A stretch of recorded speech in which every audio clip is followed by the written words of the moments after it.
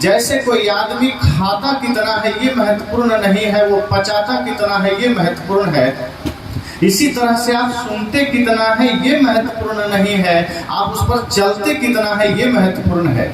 राष्ट्रभक्ति के गीत बजते हैं, मैं सुना करता हूँ 15 अगस्त में, 26 जनवरी में या फिर 2 अक्टूबर को, लेकिन उसके बाद वही युवा लोग फिल्मी गीत सुनते हैं, उन्हें राष्ट्रीय गीत से कोई मतलब नहीं रहता।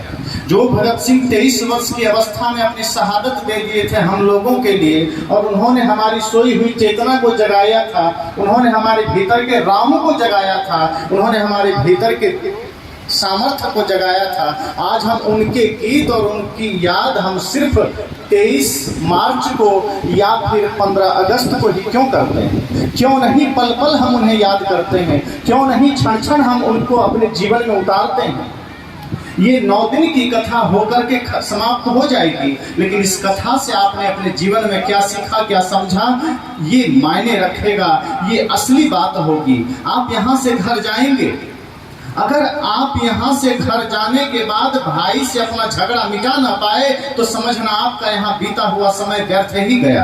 अगर आप यहाँ से घर गए और सास बहू में आपके झगड़े ना मिटे तो समझना यहाँ आपका समय व्यर्थ ही गया, क्योंकि जो भगवान की कथा सुन करके भी जीवन में अपनी व्यथा को मिटा ना सके, उसे कथा सुनने से कोई फायदा नहीं है। ये तो ऐसा ही हुआ जैसे कोई आदमी पानी पिए और कहे मुझे फिर भी प्यास लगी है, कोई आदमी प्रकाश जला दे और कहे मैं फिर भी मुझे अंधेरा दिख रहा है। इसका मतलब है प्रकाश जलने के बाद भी अगर आपको अंधेरा दिखाई देता है, इसका मतलब प्रकाश में त्रुटि नहीं है, आपकी आंख में त्रुटि है, इसका मतलब आप अंधे हैं।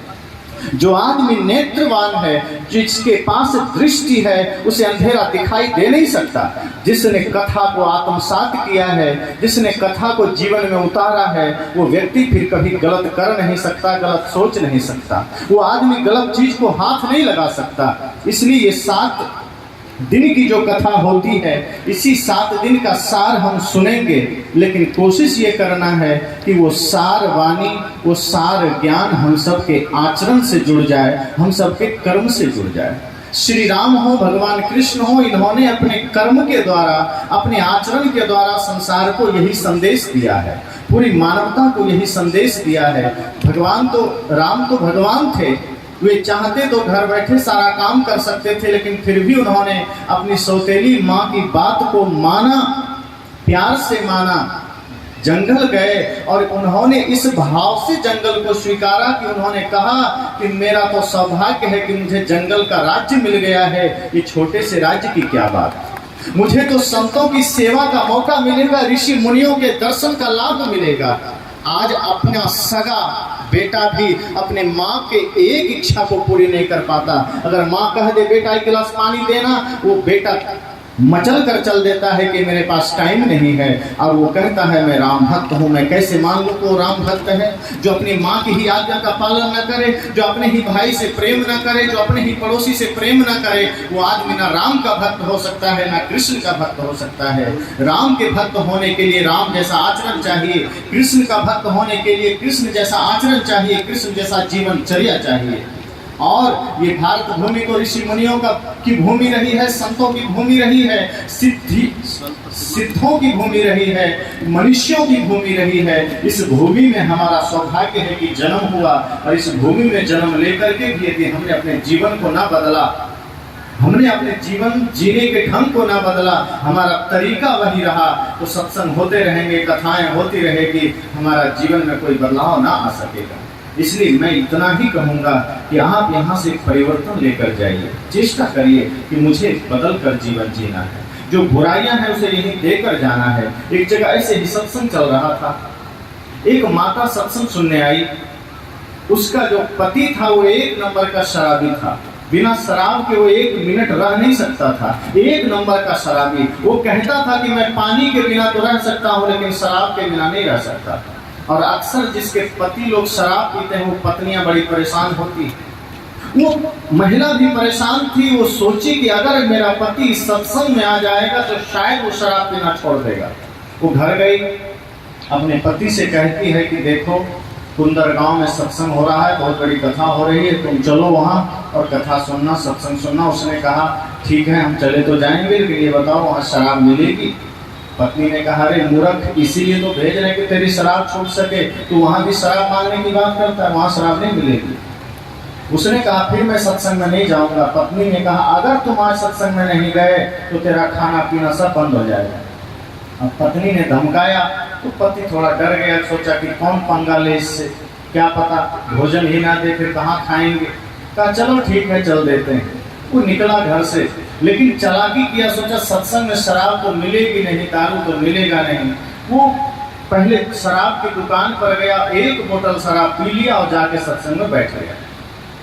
और जब धीरे धीरे नशा चढ़ी तो वो झूमने लगा, हिलने लगा। संत प्रवचन कर रहे थे कि जीवन में क्या त्यागना चाहिए, क्या नहीं त्यागना चाहिए, क्या ग्रहण करना चाहिए, क्या अच्छा है, क्या बुरा है।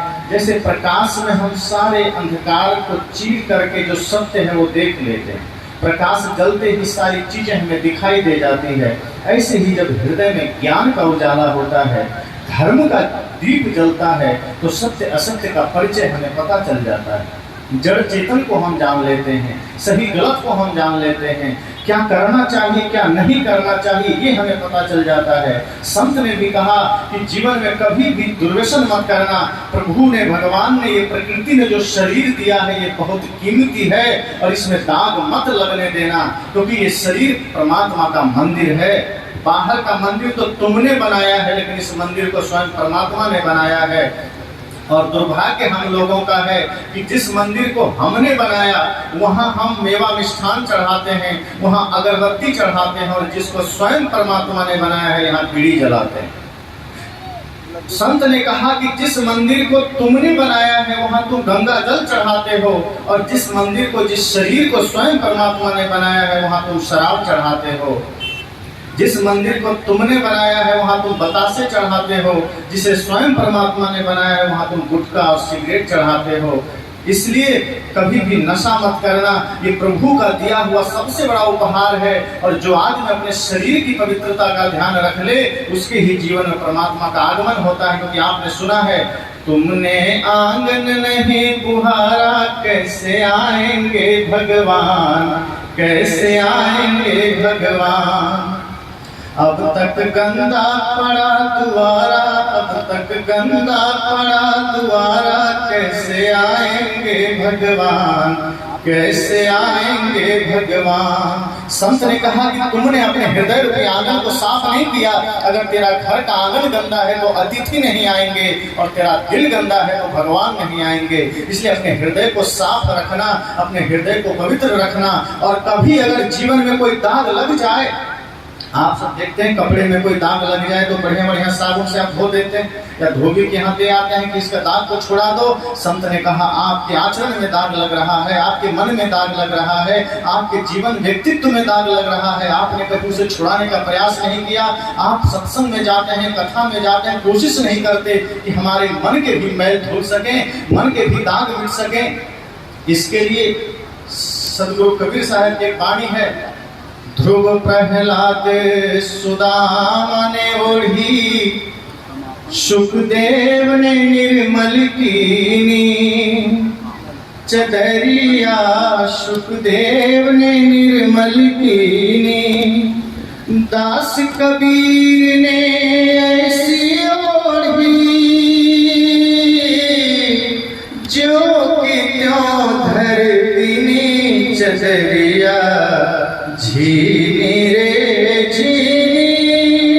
उन्होंने कहा कि जीवन में कभी दाग लग जाए तो चिंता मत करना। और वो दाग कौन से हैं? कभी हमारे जीवन में नफरत का दाग लग जाता है, कभी हिंसा का दाग लग जाता है, कभी क्रोध का दाग लग जाता है, कभी ईर्ष्या, कभी द्वेष का दाग लग जाता है। सदगुरु कबीर ने कहा कि जीवन में कभी दाग लग जाए चिंता मत करना। कभी ध्रुव और प्रहलाद ने भी अपने जीवन को निर्मल किया था, और मैंने तो इस जीवन रूपी चादर को ऐसा ओढ़ा कि ज्यों का त्यों धर दिया। इसलिए इस सत्संग से सुन करके, इस ज्ञान को सुन करके अपने जीवन में संकल्प लेना, कभी कोई दुर्व्यसन न करना, जीवन को शुद्ध पवित्र रखना। जैसा प्रकृति ने दिया था, जैसा ये जीवन को स्वयं भगवान ने दिया, वैसा ही बना के जाना। संत ने अपनी बातें रखी। धीरे धीरे वो जो शराबी बैठा था वो और झूमने लगा। संत को लगा कि लगता है ये मेरा एक नंबर का चेला है, ये मेरी बातों को ध्यान से सुन रहा है। संत को पता थोड़े था नशे में बैठा है। संत को पता ही नहीं था, उसे लग रहा था मेरी बातों से झूम रहा है। धीरे धीरे संत ने अपनी सारी बातें रखी, क्या करना है क्या नहीं करना है। फिर अंत में संत ने कहा कि आप लोग आइए और संकल्प लेकर जाइए। सत्संग के प्रभाव से एक आदमी खड़ा हुआ, उसने कहा गुरुजी, मैं अपने पिता से झगड़ा करता था, माँ से झगड़ा करता था, भाई से झगड़ा करता था, मेरे जीवन में बड़े विकार थे, लेकिन आज सत्संग में आकर के मेरे मन के विकार धुल गए हैं और मैं संकल्प लेता हूँ कि आज से मैं कभी झगड़ा नहीं करूँगा, मैं झगड़ा छोड़ दूंगा। दूसरा आदमी खड़ा हुआ, उसने कहा मैं सिगरेट पीना छोड़ दूंगा। एक आया, उसने कहा मैं बीड़ी छोड़ दूंगा। एक आया, मैं कहा गुटखा छोड़ दूंगा। किसी ने कहा शराब छोड़ दूंगा। एक व्यक्ति आया, उसने कहा मैं आज से झूठ बोलना छोड़ दूंगा।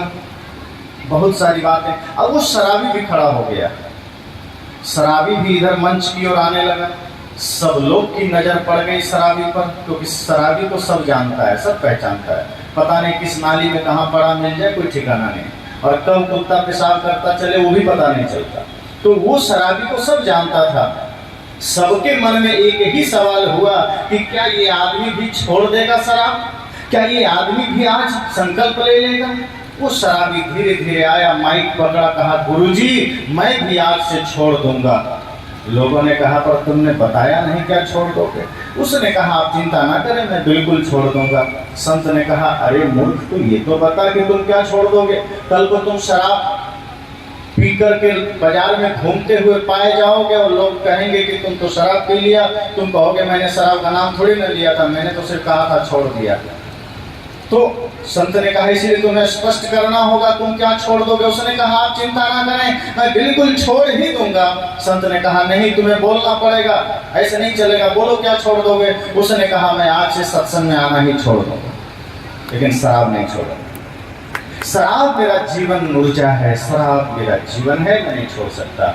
ऐसे ही कहीं आप भी इस दिव्य कथा में आकर अगर उसी शराबी की भांति लौट गए तो समझना कि आपके सामने ज्ञान का उजाला था, आपके सामने संत महर्षियों का ज्ञान परोसा गया, लेकिन आप वहां से कंकर उठाकर चल दिए और आप पुनः उसी झगड़े में चले गए, आप पुनः उसी हिंसा में चले गए, आप पुनः उसी ईर्ष्या द्वेष नफरत में चले गए और आप यहाँ से खाली हाथ चले गए, आप कुछ नहीं ले पाए। आप यहाँ से जाएं और आप पड़ोसी के सुख को देखकर आपके भीतर सुख हो जाए, किसी के दर्द को देखकर आपका हृदय द्रवित हो जाए, किसी भूखे को देखकर आप थाल में रखा हुआ भोजन आपको काटने लगे कि नहीं पहले भूखे को देना है तब मुझे खाना है। किसी की पीड़ा को देखकर आप पीड़ित होने लगे, किसी की आंखों में आंसू देख करके आपकी आंखों में आंसू आने लगे। आप समझ जाना कि ये कथा आपके भीतर उतर गई है, भगवान का ज्ञान आपके भीतर उतर गया है। क्योंकि जो भी भगवान है उसका अर्थ इतना ही है, जो करुणावान है, जो दयावान है, जो परम अहिंसावान है, जिसके जीवन में दया है, प्रेम है, करुणा है, वही भगवान है, वही भगवान का भक्त है। तो यही संकल्प आप कीजिएगा।